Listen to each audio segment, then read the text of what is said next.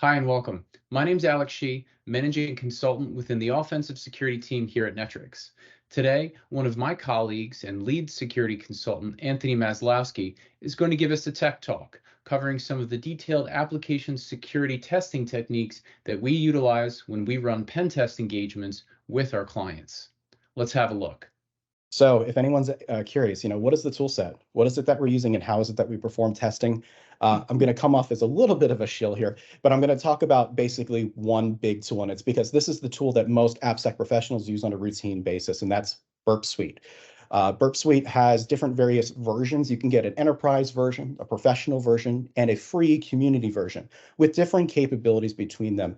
But really what this became was a small Java application that lets you perform all forms of security testing, everything from doing injection testing to doing specific security testing, looking at SSO and SAML integrations for applications, as well as expanding and making itself extensible. So why is Burp Suite popular? It's because you can import your own Java platforms or you can import your own Python platforms if you think that the tool doesn't have a capability inherent in itself today. And as an example, you can see some of the tools on the right-hand side that I pull in on a routine basis, whether that's to beautify some code to make it a little bit easier to read, adding scanning capabilities, which it didn't have before, um, formatting certain web requests and things like that to fit pen testing tools like SQL Map. There's a lot of extensible apps and add-ons that can be added to Burp Suite to help perform security testing.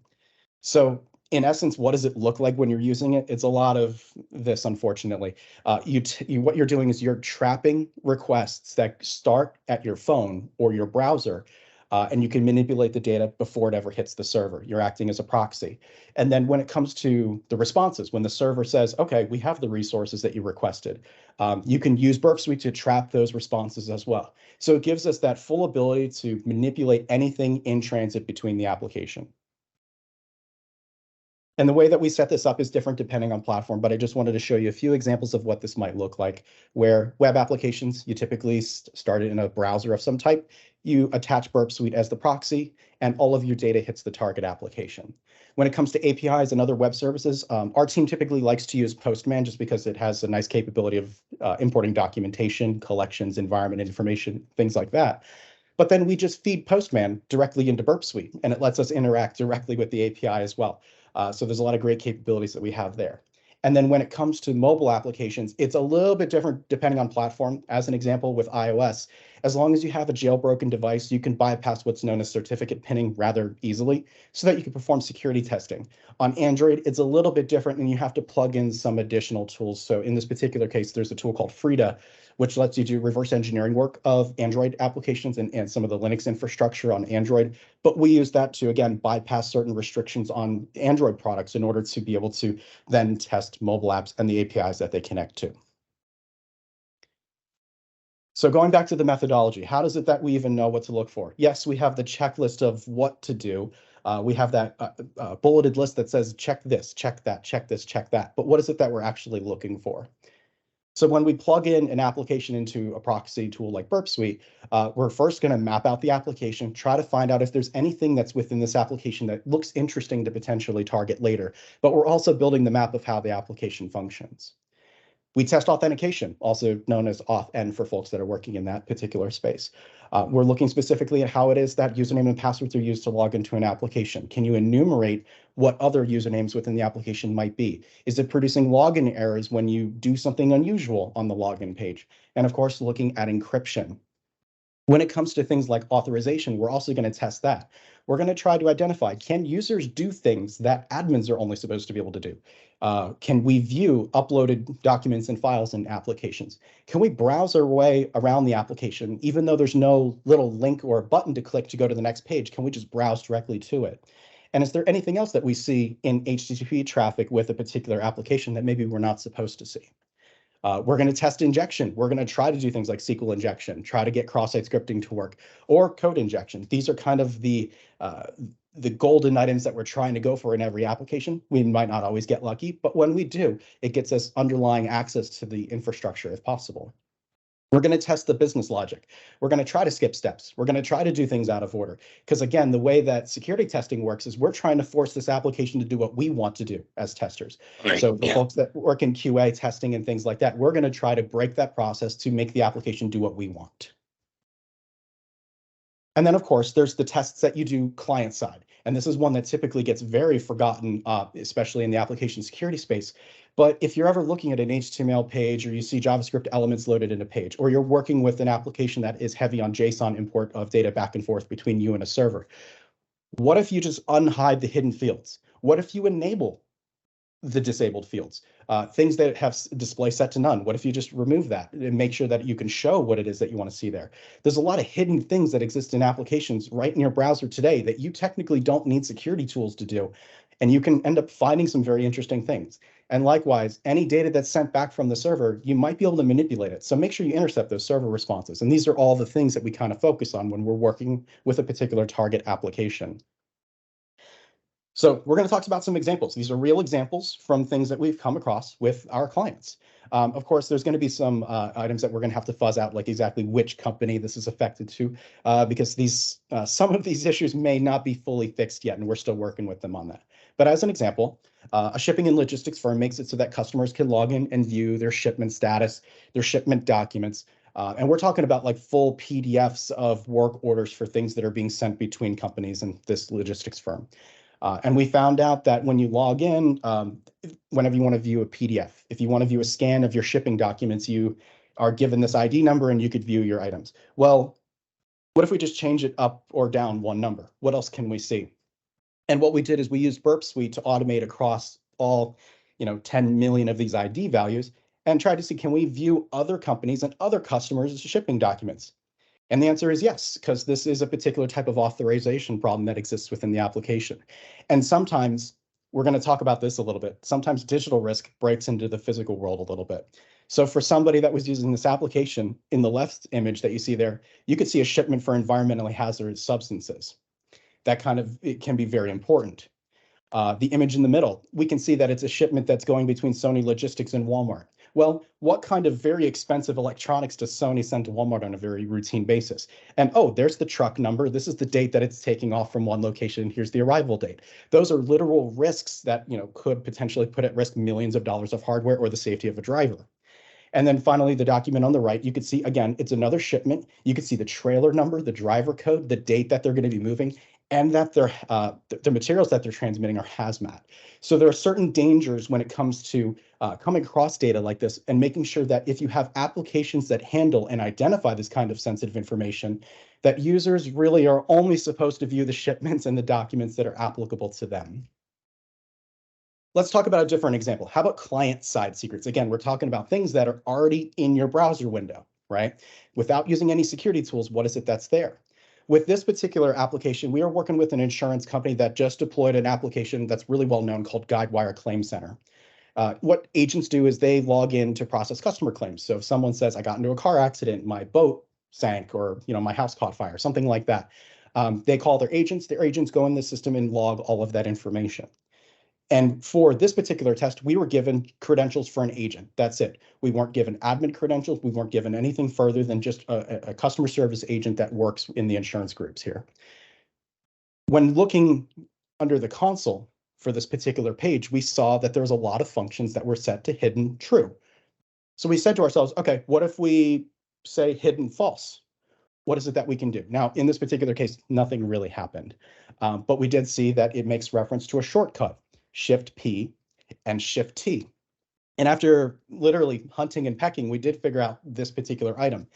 This application had a backdoor built into it where if you hit Control Shift P and Control Shift T with any active user account in the system, you can activate hidden administrative panels within the application. So in this case, there was a web profiler that was there with Shift P.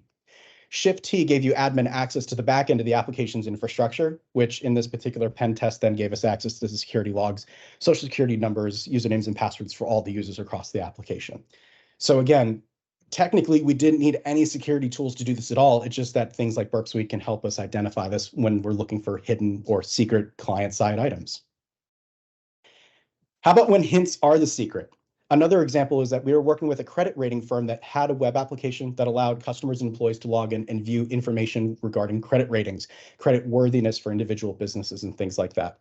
We saw that there was a function that said you could set a password hint for your account. Now, I want to say 15, 20 years ago, password hints were common, and then they went out of style because of what people typically did with them, which was put their password as the password hint. So with this particular customer, we wanted to make sure we did a thorough job. So we got a list of all their employees and plugged their email addresses here into the credit rating firm's login page. And as you can see, there are certain passwords that are here across many employees. So in short, thanks to LinkedIn, about 500 employees had accounts in the system, and we got passwords for 347 of those particular accounts, which was then used in furtherance of additional pen test goals. But again, just security design is going to be something that comes into an effect where you think to yourself, do we need this function? What is the purpose? And is it a secure way of doing it? In this example, there were poor decision-making items along the way that led to this. Okay, so now we've been talking about web apps this entire time. Let's talk about something about mobile apps, because that's going to also be important for us. When it comes to mobile apps, we had a company that created a connected system of facial recognition system cameras, and they placed them around sports arenas and in large music arenas.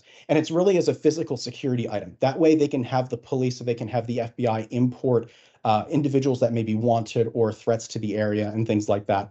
And they use these systems to identify where they're located and queue security staff via a mobile app notification where these people are located and to remove them from the facility. So digital risk meets safety risk. Overall, the application was actually rather decent. We didn't find too many injection flaws. We know that the list of folks that have access to this is very small. They are security professionals that have to be background checked multiple different ways, financial credit checks, and some of them even had clearances depending on the work that they did. So there wasn't as much of a concern about the user of the application as there was with how the application worked. So going back to the CIA triangle, confidentiality wasn't as big of an issue at the particular time because we know there was a very limited number of people using the application. Integrity, the data was what the data was. There wasn't too much that could be modified in there based off of the design of this application. However, availability was the risk here. So from a mobile application, we found out that the application API and the overall environment did not have resilience in mind.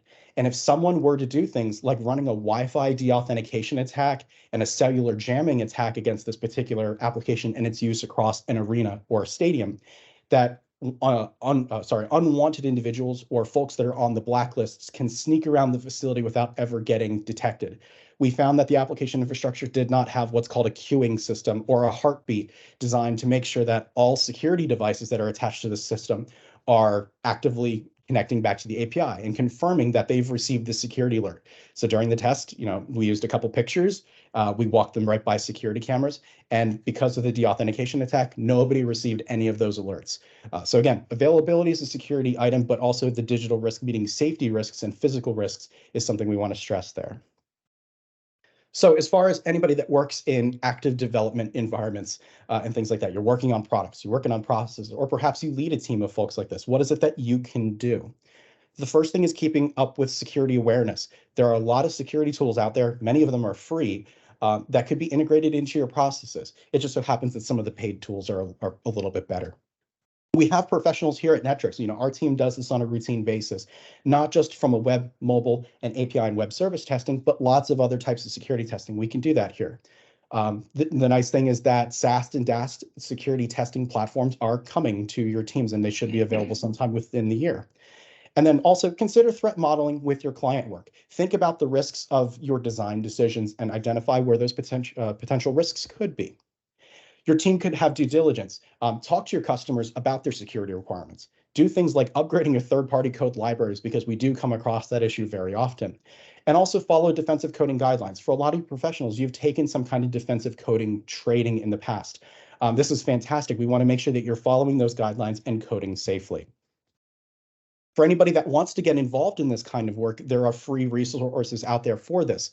Portswigger, this company who makes Burp Suite, also has their own free web security academy where you can go through and you can learn how to do things like SQL injection, cross-site scripting, command injection, finding design flaws in applications and things like that. It's free and anybody can create an account to do this. Now, if you want a paid training that's a lot more formal and established kind of thing, SANS and GIAC have those trainings. However, they are very expensive. But nonetheless, I want to mention that there are training platforms out there if you have interest in pen testing topics. And finally, there is an open source foundation for safer code called Safe Code, where they do provide a lot of things, documentation on defensive coding structures, how it is that you could use various secure coding platforms to identify vulnerabilities in code that you develop, as well as talking about what other companies are doing to address their AppSec dangers. There's a lot of great resources there as well. And finally, safety. For anybody that does want to do these kinds of things, don't test applications and systems that you don't own or you don't have permission to get involved with. You can get in a lot of trouble depending on the country and the state that you live in. So please make sure that if you are doing these things, follow the rules. And especially for bug bounty programs that a lot of folks like to participate in, please make sure you follow the rules there and you're not losing out on any opportunities based off of the information that you find.